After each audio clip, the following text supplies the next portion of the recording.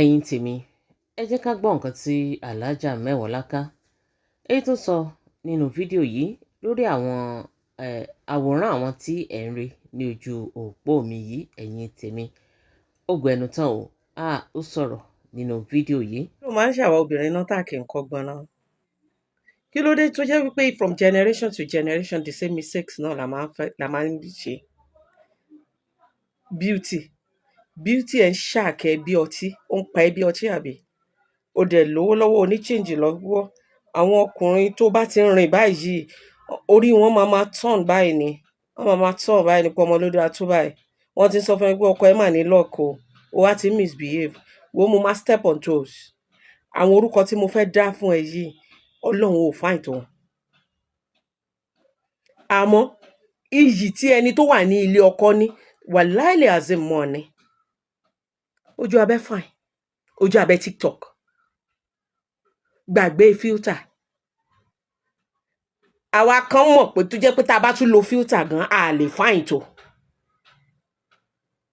She is beautiful at this age tó bá sì rí bẹ́ẹ̀ yẹn men she is beautiful but jẹ́ kí n sọ ọ̀rọ̀ kan fún ẹ beauty yẹn náà ló ti débi tó wà yìí beauty yẹn náà ló mú rí nǹkan tó ń rí ń sìn tójú ẹ̀ rí ń sìn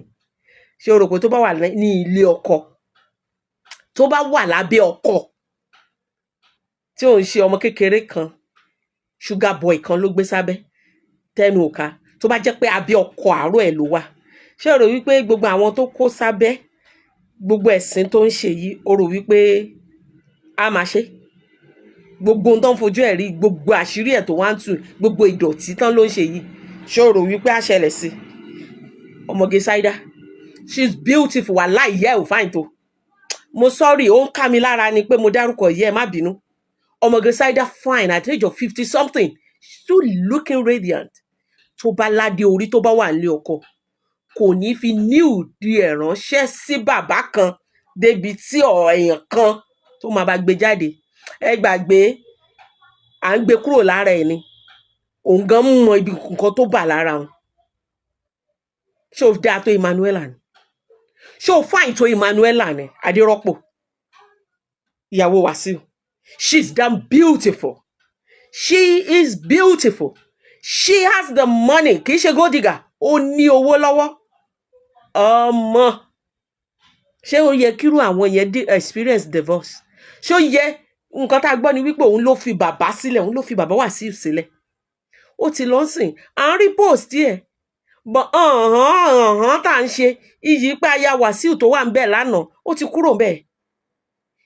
look at me a man will see the beauty they will admire it from afar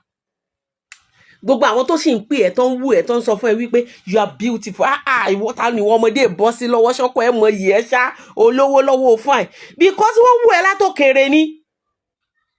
ọbẹ̀ tí èèyàn ò bá tí ì tọ́wò tó bá ṣojú rètérètè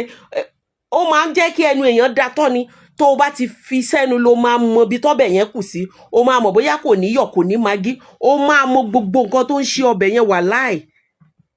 àtòkèrè tó ti wù ẹ́ yẹn tán tí ìfọwọ́ bá ẹ̀ tán tí ìtọ́ ẹ wò òun ló ṣe níyì òun ló ṣe fine tó o bá ní làákàyè tó o bá gbọ́n jẹ́ kó máa lọ bẹ́ẹ̀ jẹ́ kó máa imagine jẹ́ kó máa wonder ọjọ́ tó bá ti kó sí ẹ lórí mo lọ́wọ́ mi lọ́wọ́ mo beautiful tí mo bá wọ pátí báyìí pátí ò tí ì lè bẹ̀rẹ̀ tí mo bá wọṣọ báyìí ọ máa sọ pé yẹsà ni àìmọye àwọn olówó tó fẹ́ fẹ́ mi dísà rẹ̀ pé mo ti bímọ 3 mo ti bímọ 4 bọ̀bọ́ ẹ̀ wá fi mí ṣakọ ọjọ́ tó bá kúrò bẹ́ẹ̀ níyì àpọ́nlé lógò tó mú ẹ fáìn gangan ló máa kúrò lọ bèrè lọ́wọ́ olórí ìṣílẹ̀kùn ọlá Naomi ara beauty tá a rò mọ́ lára ń gbà yẹn ni wípé ó jẹ́ ìyàwó Ọ̀nìrìṣà I'm not coming here mi wá láti bú anybody àwọn tó wà ní environment wa ní ká fi ṣe example kó lè yí ẹ yékéyéké kó lè rí ìlì sí ẹ bóyá wàá ronú jìnnà má gbé beauty yìí sórí ó lè bá tiẹ̀ jẹ́ ó lè wò ó ní rí wàá kàn máa ọjọ́ tí ọkùnrin bá ti gun orí ẹni ò ti rí beauty yẹn mọ́ ìwà ẹ ló kù tó ń wò ìwà ẹ ló kù tó ń pa bí ọtí ìtẹríba respect ẹ ló kù ó ti ń sùn ó ti ń jí ó ti ń sọ lójú ọtí beauty yẹn you will just look like ordinary girl tó bá wá yá tó bá wá fi arrogance mọ beauty yẹn wàá máa rùn sí wàá máa rin lára wàá máa wonder wípé ẹni tó ugly gan ní happy home wọ́n tó fine gan ò ní happy home beauty yẹn ló ń pa ẹ́ owó tó ní yẹn ló mú ẹ gbéraga. Look at Adesua ìyàwó Banky W ó fine ó níyì ẹ wò bí ẹyin lọ́wọ́ ọkọ ẹ̀ torí pé Adesua ò rí rẹ̀ bí ẹni pé òun fine ni ó rí ọkọ ẹ̀ bí olówó orí ẹ̀ ó dẹ̀ hàn bù ara ẹ̀ Ọmọ́tọ́lá Jọládé sì fine dọ̀la when we look at her head are still turning not because she's special not because her ẹni tó fine jùlọ but because she's still with her husband the prestige the glory the honour ló hàdìmọ́ beauty yẹn ó jẹ́ chill wọ́n bẹ́ sọ́bà yìí ò sórí wéwéwéwé wọ́n bẹ́ sọ́bà àwọn àti àdúgbò kan ti ń tàn ẹ́ jẹ kó má jẹ́ dídò ló máa ti bójú abẹ́ tó ń pọ́nlé last Ọlọ́run kó má jẹ́ ẹ̀ǹkùlé náà máa wá gbà láwọn ọmọ tí ò tó ọkọ ẹ̀ àwọn ọmọ kéékèèké tó yẹ kó máa dọ̀bálẹ̀ kí ẹ ládùúgbò kó má jẹ́ àwọn náà máa gbẹ̀yìn ilé tó máa wá bẹ̀ sùn tó tún máa ya picture ẹ̀ tó máa post ẹ̀ ó jẹ́jẹ́ kó rí ẹ pé kó mọ nǹkan tó ń ṣe àwọn tó dá lánàá dà àwọn dà ṣé ó dá àjẹgbẹ́ ẹ̀ lọ ni abẹ́gi fọ́kọ̀ kó jókòó kó lóní